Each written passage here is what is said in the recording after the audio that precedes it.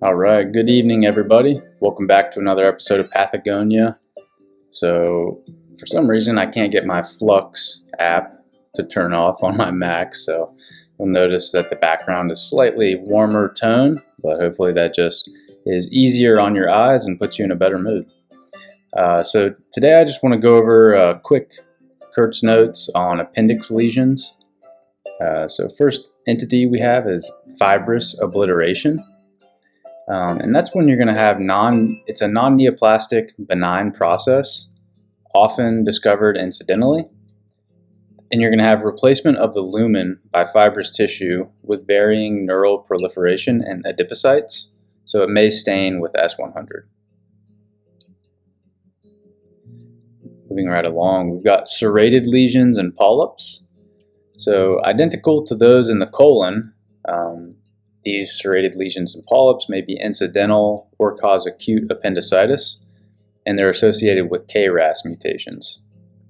You can also get a hyperplastic polyp, which is a polyp with serrations of superficial crypts only, which is more common, just like we commonly see in the colon.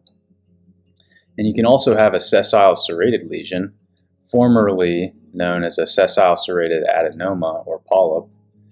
This is a serrated polyp with distortion extending to the crypt bases, often circumferential, and it can develop adenoma-like dysplasia, high grade or low grade, leading to villous growth and eventual possible adenocarcinoma. So in the appendix, you can get adenocarcinomas. Looks just like an adenocarcinoma of the colon. Can be NOS, not otherwise specified, mucinous, signet ring, etc.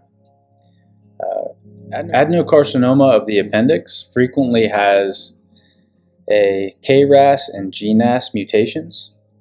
Staging is very similar to colon cancer, with irregular malignant glands infiltrating the stroma, often with a desmoplastic response. Another common entity in the appendix is neuroendocrine tumors. You're going to see these like nested looking tumors in the appendix occasionally. So this is the most common appendiceal tumor by far. Incidence is about 1% of all appendectomies, and think about all the appendectomies that go on in this country and around the world.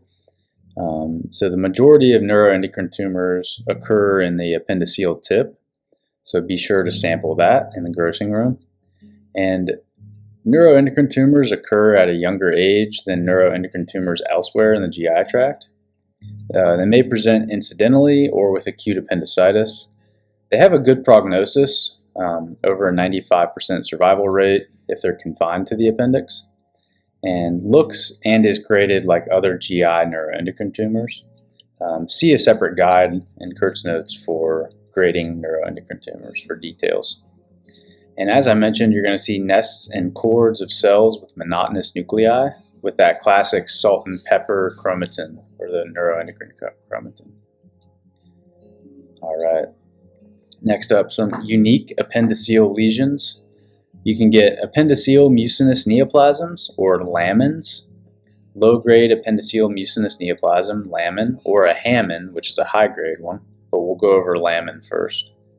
So that's when you get villous mucinous epithelium with tall cytoplasmic mucinous vacuoles, low-grade cytology where the nuclei are compressed to pseudostratified, and broad pushing border with compression of the lamina propria, and fibrosis. Mucin may dissect through the wall with or without epithelium, and the prognosis is very stage dependent. Earlier is much better.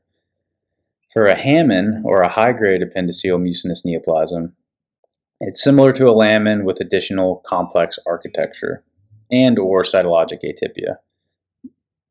Like many things in pathology, this isn't just specific to the appendix.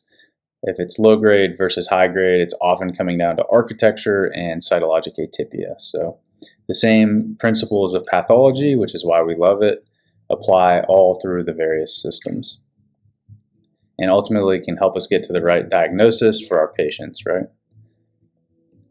So if you see infiltrative growth, a Hammond could lead to adenocarcinoma. Both a lamin and a Hammond have frequent KRAS mutations, and both are considered in situ.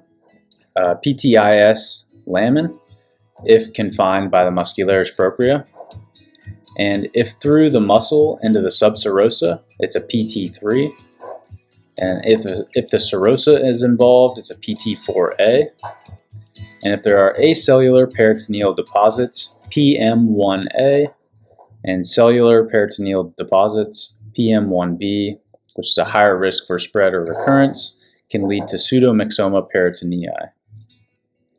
All right, and lastly, we're going to go over goblet cell adenocarcinoma. So previously known as goblet cell carcinoid or adenocarcinoma X goblet cell carcinoid. This is going to be an entity with amphicrine, having both endocrine and exocrine features, tumor, with goblet-like mucinous cells, endocrine cells, and Paneth-like cells.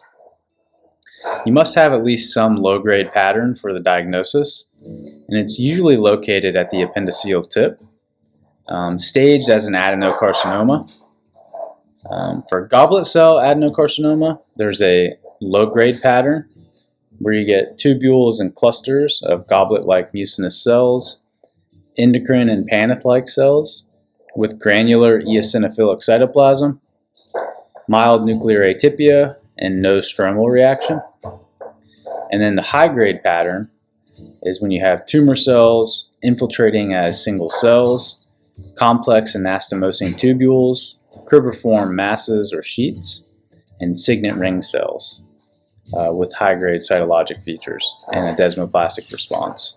So up here you can see in the picture a low-grade pattern, kind of like well-circumscribed contained. High-grade pattern looks more infiltrative. And then you grade these based on the percentage of low-grade and high-grade patterns. So if it's more than 75% low-grade, it's a grade 1. If it's 50 to 75% low-grade, grade 2. And less than 50% low-grade, so predominantly high-grade, it's a grade 3. And that's it. Sorry, my dog is playing with her food bowl in the background, so hopefully that wasn't too distracting. Take care.